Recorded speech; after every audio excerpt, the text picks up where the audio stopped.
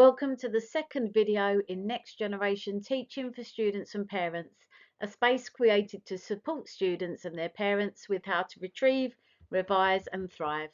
Today we're going to spend a few minutes quickly explaining about the forgetting curve and how the memory works so that you can use this knowledge to support you to understand how to retrieve, revise and thrive. I knew it last night. Have you ever said that? Have you ever revised something, it felt really solid and you went to bed confident, then just a few days later, when a question comes up about it in the exam, it's just gone. Your mind is blank. This isn't a mystery, it's a predictable feature of how memory works, and once you understand it, you can design your revision to work with memory rather than against it. In the 1990s, Robert and Elizabeth Bjork introduced a distinction that changed how we think about memory. They describe two separate properties of memory. Firstly, there's the storage strength, which is how well something is embedded in your long-term memory.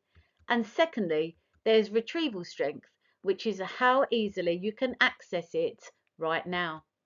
To help you plan how to prepare for exams, here's the key insight. You can have high storage strength and low retrieval strength at the same time. You genuinely know something, it's in there, but you just can't get to it when you need it. And here's what makes the importance for revision. Rereading, as stated in the previous video, only increases familiarity because it doesn't necessarily increase retrieval strength. The only reliable way to increase retrieval strength is to practice retrieving it, which is why I suggested last time that you write everything down you remember without notes, then add to it afterwards in a different colour pen. Think of it like a muscle. The muscle exists, but if you never use it, it becomes harder and harder to access. However, every time you successfully retrieve a memory, even with effort and even imperfectly, you strengthen that retrieval pathway, which makes it easier every time you try. Whereas every time you read without retrieving, you don't have this impact. So we're going to look at how to study using the forgetting curve. Over 100 years ago in 1885, a psychologist called Hermann Ebbinghaus studied how memory works. He learned information and tested himself over time to see how much he could remember. What he discovered is still true today. Memory doesn't fade slowly, it drops really quickly in the first few days and even hours after learning something. After that, the forgetting curve does slow down. This means that if you learn something once and never go back to it, you can forget up to 70% of it within 24 hours, and that's really worrying for exams. But the good news is that there's a simple solution we're going to go over today. You don't need to revise for hours every day. You just need to revise at the right times. The best moment to review something is just before you're about to forget it. If you revise too soon, it feels easy and so doesn't help much. If you wait too long, the knowledge is already gone.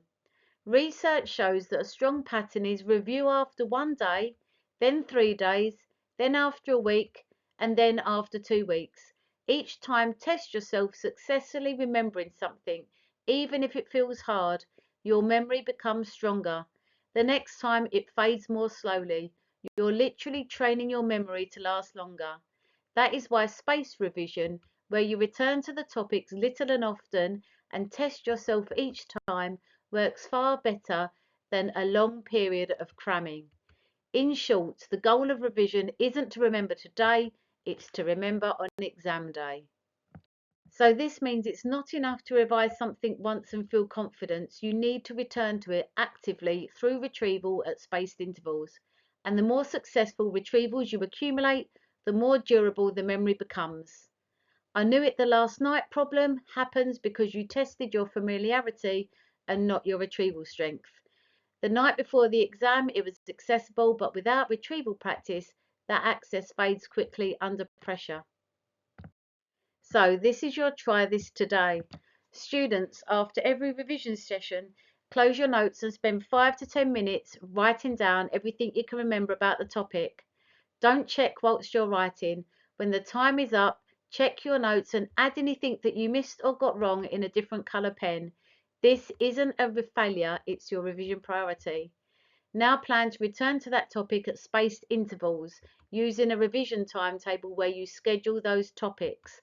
in 3 days, in a week, then in 2 weeks, and each time test yourself before reading anything. This is how retrieval strength is built. Parents, instead of listening to your child read notes aloud, do what I said last time. Ask questions like, what can you tell me about what you revised yesterday? If they struggle to explain without prompts, that's not a problem, that's information. Help your child plan spaced revision by encouraging them to use a revision timetable or planner where topics are scheduled to come back again over time.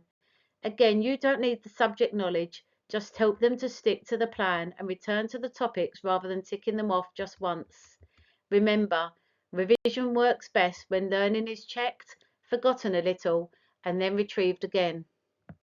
So thank you for listening to Next Generation Teaching for parents and students helping to retrieve, revise and thrive. I hope you found this video useful. If you have, then please like, subscribe and turn on notifications so you don't miss future videos. If you have any comments or questions, please leave them in the comment section below. We love to hear from you. Good luck for your revision and I look forward to seeing you next time.